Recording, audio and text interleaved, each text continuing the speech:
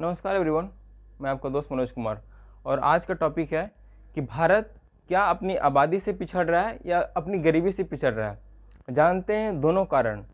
जैसा कि भारत आज ट्रांजिशन की फेज से गुजर रहा है, भारत के साथ सबसे बड़ी समस्या है कि इसकी युवा आबादी काफ़ी ज़्यादा 65% पॉपुलेशंस जो इंडिया का है वो युवा है।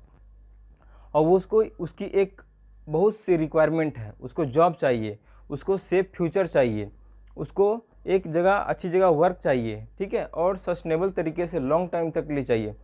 और भारत के सामने गरीबी उसकी दूसरी बड़ी सबसे चुनौती है और इनकम ना हो पाना। और आज भारत कोविड के इस पोजीशन से काफ़ी ज़्यादा अपने को बुरी हालत में पा रहा है। तो हम लोग दोनों कारण देखते हैं कि क्या भारत आबादी से पिछड़ रहा है या अपनी गरीबी से। बोथ आर कॉम्प्लीमेंट्री, ठीक है, टू ईच अदर, एक दूसरे को पूरक हैं। जैसे गरीबी बढ़ेगी तो पॉपुलेशन खुद ब खुद बढ़ता चला जाएगा, और पॉपुलेशन अगर बढ़ता है तो गरीबी खुद ब खुद बढ़ती चली जाएगी, क्योंकि दोनों एक दूसरे से लिंक हैं। गरीब व्यक्ति के घर में अधिक बच्चे पैदा होंगे तो वो बच्चे को अधिक शिक्षा दे नहीं पाएगा, वो बच्चे इलिटरेट हो जाएंगे। तो आने वाले समय में क्या होगा, लाइफ टाइम के लिए वो अनप्रोडक्टिव हो जाएगा, देश के लिए एक बोझ हो जाएगा और देश को पूरा करना पड़ेगा। लेकिन वही गरीब आदमी क्या सोचता है, गरीब आदमी सोचता है कि जितना ज़्यादा मेरे पास पॉपुलेशन होगा, जनसंख्या होगा, उतना हाथ मेरे बढ़ जाएंगे, उतने अधिक तरीके से मैं काम कर सकता हूँ। लेकिन वो सोच गलत रहा है। इसीलिए मैंने सोचा कि मैंने आपको कुछ टॉपिक को क्लियर करवाते हैं। मेरा मेन पर्पस है कि कुछ 50-60 टॉपिक क्लियर करवाना आपको, ताकि एक बेहद अप्रोच आपके पास आ सके, एक अच्छा ह्यूमन बींग बन सके आप। तो मेरा टॉपिक है कि क्या भारत आबादी से पिछड़ रहा है या गरीबी से। देखो, भारत में ना आज क्या है, 136 करोड़ पॉपुलेशन है, 136 करोड़ से भी अधिक हो चुकी है। तो इतनी बड़ी पॉपुलेशन को, इतनी बड़ी कंट्री में बहुत हद तक सस्टेनेबल तरीके से आज उसकी रिक्वायरमेंट पूरा नहीं हो पा रहा है, क्योंकि रिसोर्सेज पर अधिक से अधिक दबाव बढ़ता चला जा रहा है। दुनिया का लार्जेस्ट पॉपुलेशन है, भारत ही बनने वाला है कुछ ही 2040 तक, ऐसा उम्मीद है, क्योंकि चीन को पीछे छोड़ करके भारत आगे निकल जाएगा। तो चीन तो काफ़ी डेवलप हो चुका है, but India is still not develop, ठीक है। तो देखो कि क्या है कि नीड बढ़ती चली जाएगी, इसकी नीड बढ़ती चली जाएगी। इसको पीडीएस अधिक लोगों तक पहुंचाना है। गरीबी जो है, भारत की गरीबी आज कोविड की वजह से करोड़ों लोग अपने काम को छोड़ चुके हैं। वो अपने लिंक पर फिर से आने में उनको टाइम लगेगा। तब तक वो अपने जीवन को सस्टेनेबल तरीके से चलाएंगे कैसे, अपने परिवार को चलाएंगे कैसे। और अंततः ये भारत के ऊपर लोड बढ़ जाता है कि उसको पीडीएस देना, उसको काम देना, उसके बच्चे को रोजगार देना। भारत के सामने सबसे बड़ी है अशिक्षा, ठीक है। आज भी 76% पॉपुलेशन जो है वो लिटरेट है, बाकी सभी लोग अनपढ़ हैं। लेकिन लिटरेसी का क्या मतलब है, आज भी भारत में 76% है, उसमें से आप 50% आबादी को उठा लो जो ग्रेजुएट होंगे, लेकिन मानसिक स्तर जो होगा वो एक अच्छे स्कूल के विद्यार्थी से 8th क्लास के स्टैंडर्ड से भी नीचे होगा। उसको डेमोक्रेसी नहीं मालूम, उसको कंट्री कैसे चलता है नहीं मालूम, उसको देश की अर्थव्यवस्था कैसे चलता है नहीं मालूम। तो वो लोग पढ़ लिख के भी अनपढ़ है, तो उनको क्या प्रोडक्टिव कहोगे? नहीं। वो लोग भी अंततः इनडायरेक्टली रूप से देश के ऊपर उतने प्रोडक्टिव तरीके से असर नहीं छोड़ पाते, अपने काम को वो राष्ट्र के लिए समर्पित नहीं कर पाते, और अंततः वो देश के लिए ही एक बर्डन होती है। ह्यूमन रिसोर्स नहीं बन पाता वो इंसान।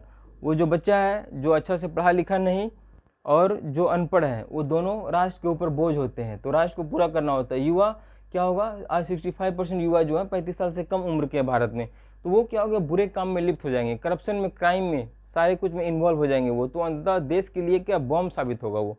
तो फिर देश अंततः अपने जो प्रोग्रेस करना चाहिए था वो प्रोग्रेस नहीं कर पाएगा, बल्कि रिटार्डेशन की ओर वो उन्मुक्त हो जाएगा।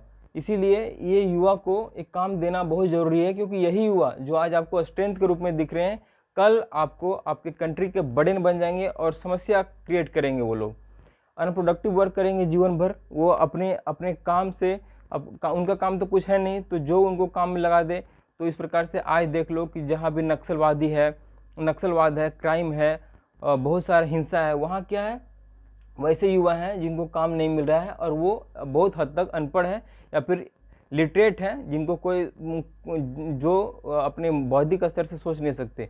एजुकेटेड और लिटरेट में फ़र्क होता है। एजुकेटेड बहुत हाईली एजुकेटेड होता है, और लिटरेट केवल अपने जीविकोपार्जन के लिए या फिर बहुत हद तक ग्रेजुएट कर लिया हो ठीक है। देखो पाकिस्तान हो या अफ्रीका हो या फिर अफ्रीका हो या अफगानिस्तान हो, ये सब कंट्री आगे क्यों नहीं बढ़ पाया? क्योंकि इसके पास गुड ह्यूमन रिसोर्स नहीं है। अच्छे पढ़े लिखे इंजीनियर, डॉक्टर बहुत बड़े संख्या में नहीं है, बहुत बड़े साइंटिस्ट, रिसर्चर अगर इतना ऐसा हो तो कंट्री को कभी भी गलत दिशा में ले जाया नहीं जा सकेगा, क्योंकि वो लोग आगे आ जाएंगे, वो लोग समाज को प्रमोट करेंगे। लेकिन ये वहाँ अफ्रीका में इतने बड़े स्तर पर गरीबी है तो क्यों है? क्योंकि वहाँ पर गुड ह्यूमन रिसोर्स नहीं है। वहीं आप जापान को देख लो, उसके पास कुछ भी नहीं है, वो एक खुद भूकंप के एरिया में उसका जो लैंड है वो खड़ा है, लेकिन अपने आप को डेवलप कर चुका है। वो सबसे अपने एक गिने चुने विश्व के अर्थव्यवस्थाओं में एक आता है, वो दुनिया में उसके स्टार्टअप और बड़े बड़े कंपनियां चलती है। तो क्यों? क्योंकि उसके पास गुड ह्यूमन रिसोर्स है, ठीक है। इसीलिए भारत को भी चाहिए होगा गुड ह्यूमन रिसोर्स तैयार करना होगा, अच्छे अच्छे रिसर्चर, एजुकेशनिस्ट, प्रोफेसर, इंजीनियर, ठीक है, इन सभी को तैयार करना होगा। भारत में क्या है, ये आईपीएस नहीं है। आईपीएस बोले तो इंडस्ट्री का बहुत बड़े स्तर पर, छोटे छोटे लेवल पर नहीं है। यहाँ पर क्या पॉलिसी ओरिएंटेशन काम नहीं हो पाता है। तीसरा स्किल डेवलपमेंट, जो कि स्किल तो किसी भी मजदूर या फिर अच्छे अच्छे इंजीनियर के पास भी नहीं होते। आज भारत में जितने भी बीटेक होल्डर हो रहे हैं उनके पास वो डिग्रियाँ प्राप्त है जो उनको चाहिए, लेकिन वो स्किल तो है ही नहीं, क्योंकि उन्होंने सिर्फ सर्टिफिकेट गेन किया। तो इससे देश का भला तो हो नहीं सकता, उसका तो बिल्कुल नहीं होगा।